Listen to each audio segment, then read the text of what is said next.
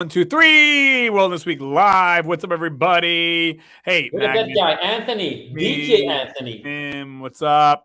All right, everybody. Hey, before I forget, we're just two friends having a conversation. We're not giving any medical advice. And don't forget, let me get this out of the way. So just, like and subscribe, please.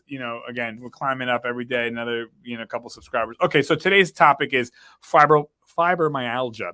And you might hear that a lot, see a lot of commercials out there for this stuff. And it sounds, listen, I would not wish fibromyalgia on anyone, okay? But it sounds worse than it is. And so, you know what it is. I know what it is. For people who don't know what it is I wouldn't call it a disease. It's not like cancer or AIDS or, meningitis, so it's not a disease, but it's more of I guess maybe an affliction of some sort or a type of pain. It's a total body pain. There's no factual test that you can take, blood test. You can't see it. You can't test for it so far as like a blood test, but you can test for it loosely in the sense of a doctor would ask you, do you feel pain here and here and here? And, and then that's the test, so to speak, but it's not a test like you would take for, like I said, if you thought you had COVID, we know we can test for that 100%. It's a fact.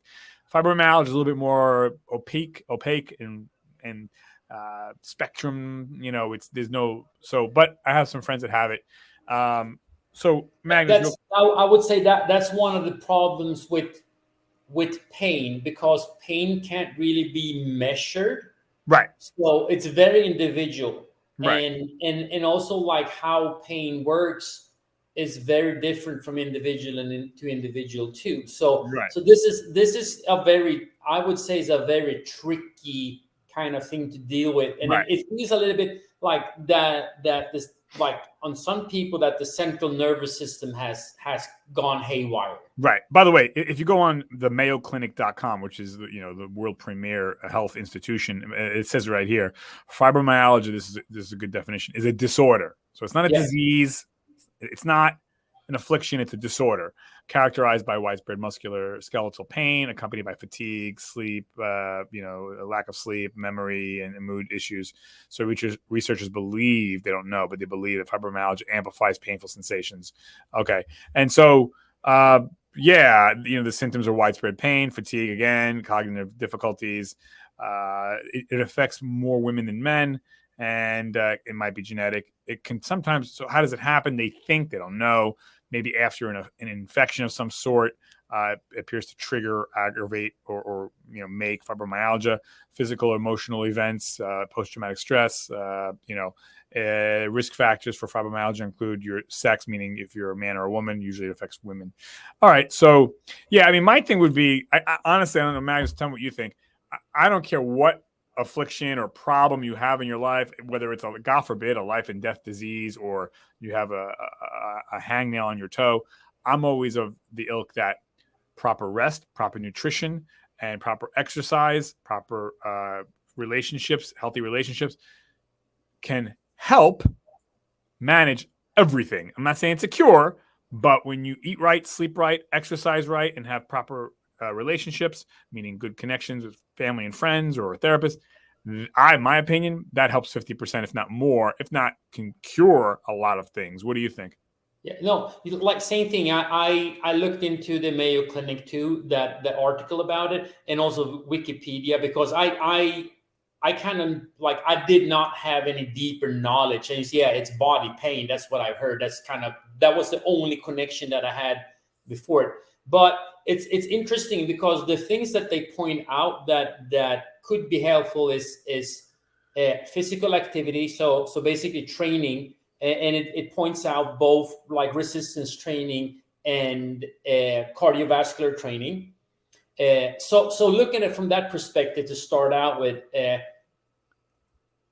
when you train, when you physically, like, you whatever it is, basically, that you get sore or whatnot, like strength training or running or whatever, you usually, like, after a while, your body has a higher pain Threshold.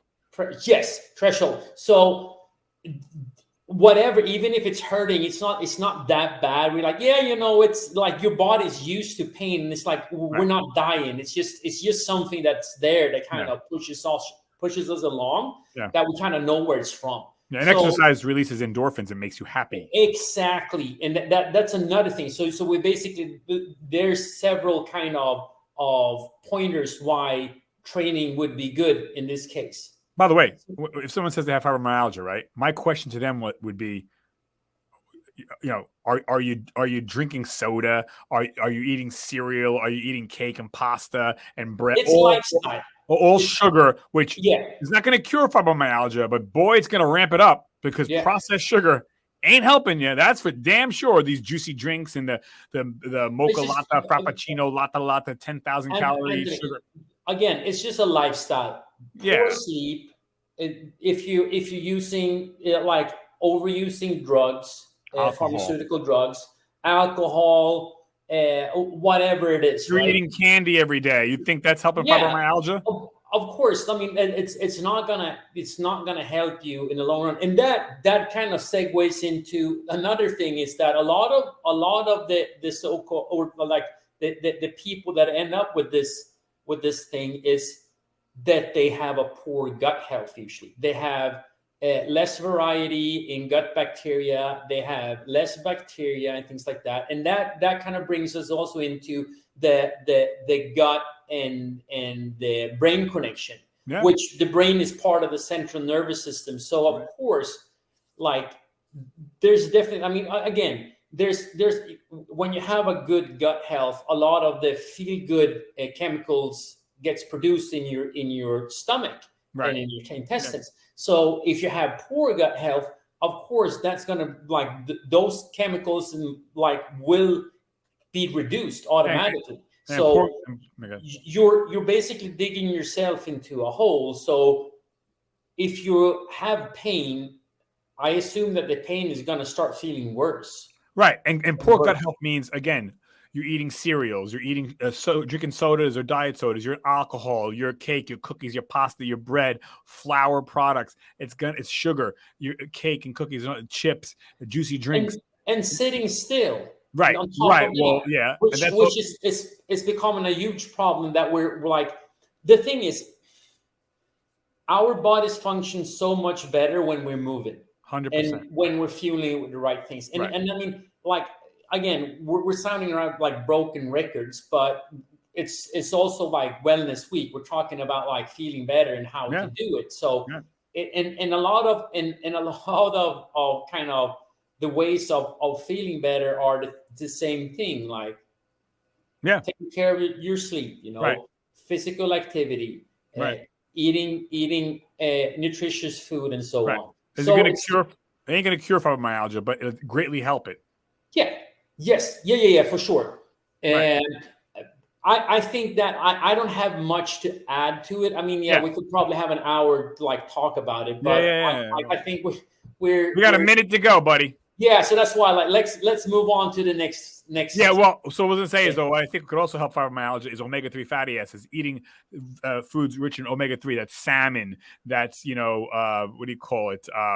Seeds, walnuts. These are things that help protect our nerves, and